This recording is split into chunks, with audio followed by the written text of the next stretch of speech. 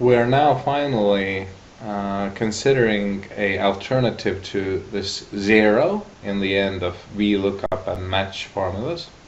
Namely, let's say that we have just done a university test and we attained a score of 88 points. Now in case of university tests, the grades are changing from 50, 60, 70, 80 and 90 points. And the grades are respectively 1, 2, 3, 4, 5. And now the alternative to that 0 is, which 0 could be called exact looking up, and the alternative is inexact or inexact looking up. And here it is, 88 points is not exactly present in that table.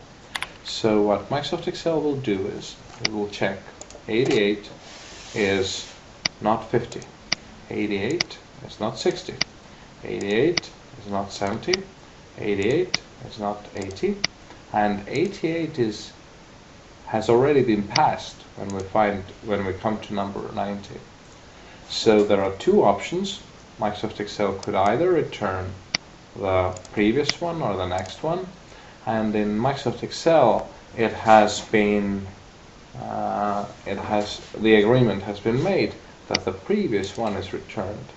So if we're looking for it, we want the second column, it was going to return us number 4, which is the correct grade for this test. So that's how it works. And of course we can see that these numbers here are in ascending order or in growing order. So these, in case of a inexact lookup, the table has to be sorted to be in growing order as well. Let's see how it works. We're going to at first use VLOOKUP. Let's remember how it worked. Equals VLOOKUP, parentheses begin, and we're looking up this 88 from the table, semicolon, and now we draw the entire table. We're not going to copy this formula, so there's no need for dollar signs. And now we put semicolon, and remember, VLOOKUP only looked it up from the first column. So now we have to say in which column are the values that we're looking for. They're in the second column. And now we have to write semicolon 1 instead of a 0. And this is exactly what it does. 88 is not 50, is not 60, is not 70, is not 80. 90 is past it. It comes back to the previous row and gives us the second column, which is 4, which is the right grade for that test. Now, we should never omit this number 1. One thing to show here. You see the last one, this 0 or 1 in here, has those brackets around it. This means that it can actually be omitted. If you omit the last thing, it's actually going to silently put number 1 in here. But since we want to set ourselves the value we wanted to use, we should always write this 1 or 0 down there ourselves. Now, otherwise we might end up with wanting to have number 0 there. It's going to put number 1 and things won't work. Now, let us give another example. So here we have another table, and we have some kind of a discount. So we can either buy 1, 5, 15, 25, 35, 45, 50 or more items, and the price for one item is going to be falling. From 1 to 5 the price will be 600. From 5 to under 15 the price will be 580, and so forth. So forth, the price is going to be falling for each range. And we actually see the first price we're looking up is 23. So the way VLOOKUP does it is it looks up 1 is not the price, 5, I'm sorry, we're not buying 1, we're not buying 5, we're not buying 15, but 25 is already past our number 23.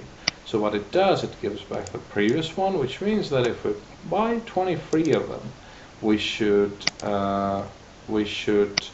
be getting the price of 550. So that's the way it is. 1 is not 5, is not 15, is not 25, is past the previous one, back 560. Which explains this column in here. This column is no way used by Microsoft Excel formulas, but rather it's an explanation of what's going on in this table. Because as you see, 23 is exactly in this range and has this price, which is why next to this price 15 to under 25 is written, which means that, for instance, this row here 520 is from 35 to under 45, and here it is 44 will still result in the previous row and 520. So this is the range, this is the kind of an explanation for the table. And now let's write the formula. First, let's begin again with VLOOKUP. So we'll write equals VLOOKUP, parentheses, begin. And we're going to be looking up this 23. But now let's play around with names again. This block has been given name and mount. And once again, since Microsoft Excel knows that with VLOOKUP lookup value, we're only expecting one value in here. And if we write the block's name amount, it correctly takes number 23 from the block amount. So it knows it was looking for one value, and then it takes from the block the current value out. Okay, so this works nicely. Semicolon, now we need the entire table, and as we see it's not been named, so we need to put some dollar addresses for a change. We're looking from this table from the leftmost column, the results are in the second column, so we write semicolon 2, and now, once again, we write semicolon 1. VLOOKUP goes, looks it up, and the price for 23 is, as we expected, 560. Now, let's copy this formula, and here we have the correct answers. Let's check it. Let's check, for instance, 37. 37. 1 is not, 5 is not, 15 is not, 25 is not, 35 is not, 45 is past it. The previous one back, second column, 520, and here it is. 520 is the price that we're being offered.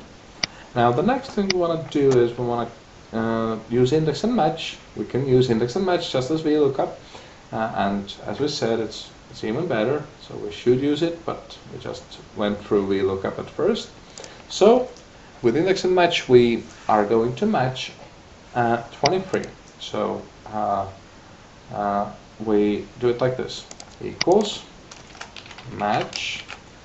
We're matching, and let's choose the name amount again. It's going to take the correct 23 out. We're using the amount from the block, and this has been named, so it's from the block limits. And now comes, instead of a 0, we write semicolon 1. And the way it does is, it takes this 23. 1 is not, 5 is not, 15 is not, 25 is past, previous one back. And remember, giving previous one back, we actually, match should give us the row number. So it should give us number 3, and here's what it does. It gives us our row number 3.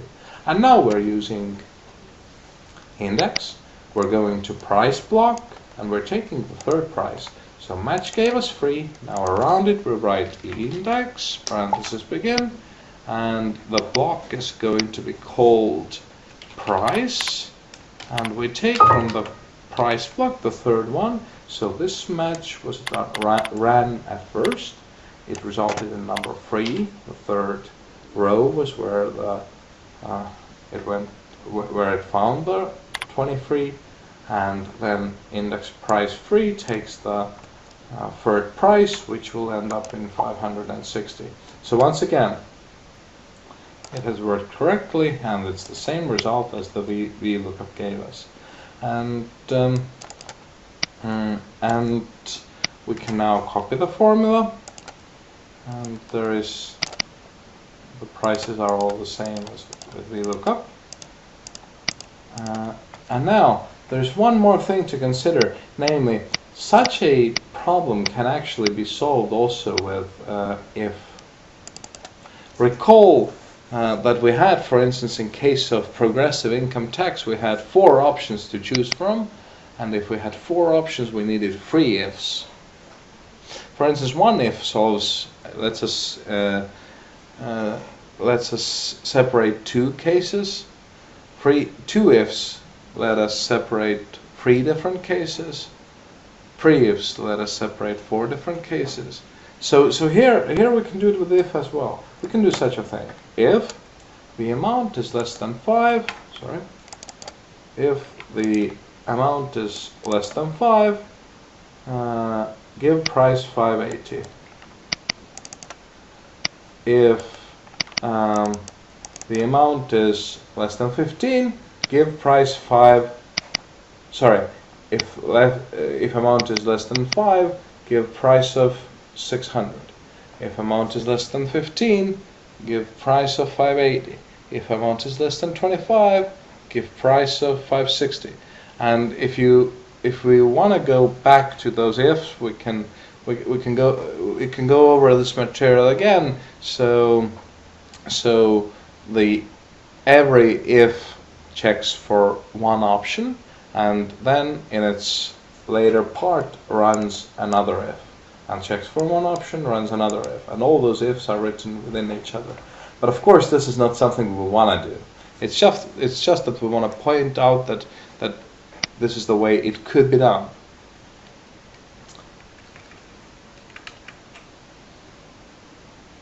There is one last point to be made, namely, we cannot make a mistake in any direction as far as the search type is considered. So, for instance, if we're searching with this inexact search, and we write, instead of 1, accidentally, we write number 0. Well, what happens then is really simple. It can't find this 23 in here, and the answer will be error message, no answer. So we can't make a mistake like that. But there is another thing to consider. Let's say that we're doing exact matching, and now let us consider an example here. Let's say that we're matching this 1350, and we want to know which order size it corresponded to. Then if we use inexact match, recall what it did. We're matching, or let's say we're matching